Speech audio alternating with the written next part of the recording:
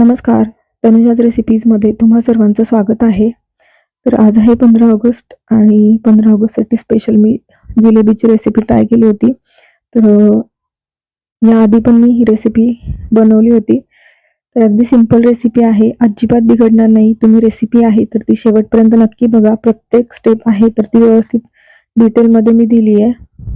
तर सर्वात आधी तर एका भांड्यामध्ये मी 1.5 कप मैदा घेतलाय आणि अर्धा कप दही घेतलंय.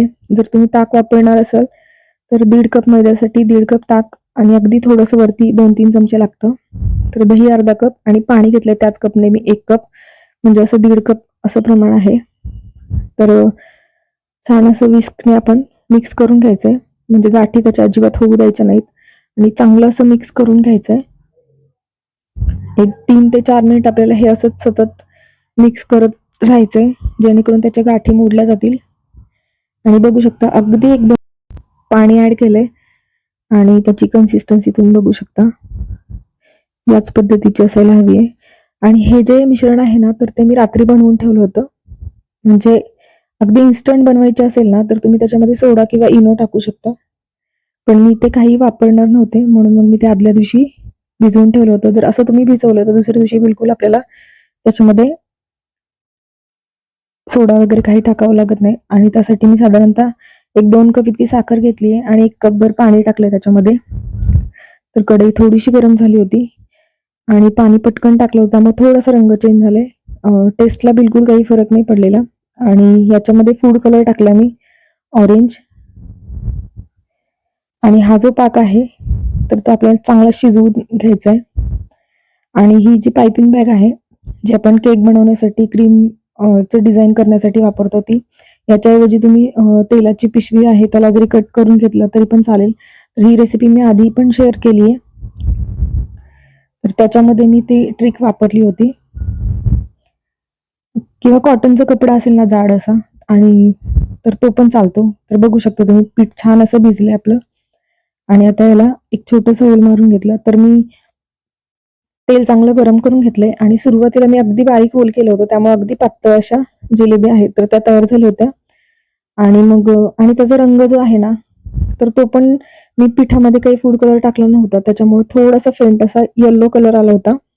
आणि नंतर मग मी जेव्हा पुढचा घाणा केला ना, त्याच्या वेळेस मी जे पीठ आहे ना तर त्याच्यामध्ये पण फूड कलर थोडासा ऍड केला होता. अगदी कुरकुरीत क्रिस्पी आणि इतकी टेस्टी होते ही. आणि ताजी अशी घरगुती पद्धतीने बनवलेली जिलेबी आहे. तर बघू शकता रंग थोडासा अगदी फेंट आलेला आहे, म्हणून मग मला थोडंसं ते वेगळं अजून थोडासा कलर पाहिजे होता, म्हणून मी थोडंसं फूड कलर मी पिठामध्ये पण ऍड केला. आणि मग ते परत एकदा चमच्याने छान असं मिक्स करून घेतलं होतं.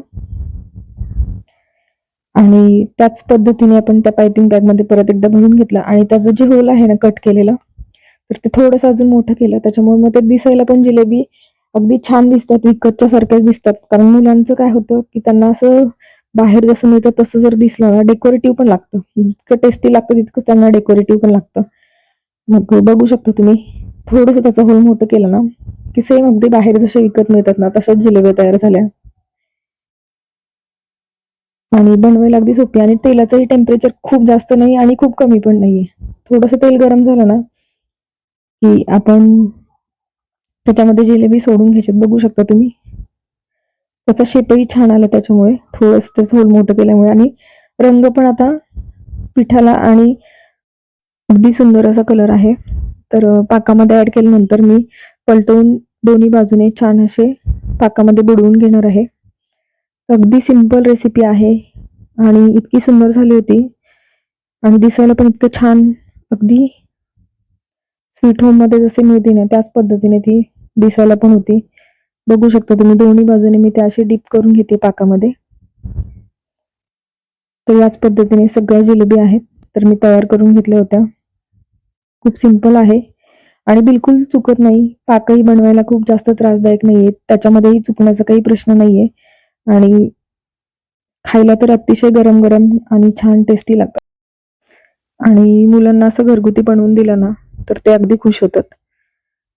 तर बघू शकता तुम्ही, करा, शेअर करा आणि तनुजाज रेसिपीला सबस्क्राईब केलं नसेल तर नक्की सबस्क्राईब करा आणि बेल आयकॉनवर क्लिक करा, जेणेकरून येणाऱ्या ज्या नवीन नवीन रेसिपीज आहेत तर त्याच्या नोटिफिकेशन तुम्हाला सर्वात आधी मिळतील. तर हा जो व्हिडिओ आहे अगदी डिटेल व्हिडिओ, कोणतीही स्टेप आहे तर ती स्किप न करता मी तुमच्याशी शेअर केलं आहे, त्याचं प्रमाणही शेअर केलं आहे.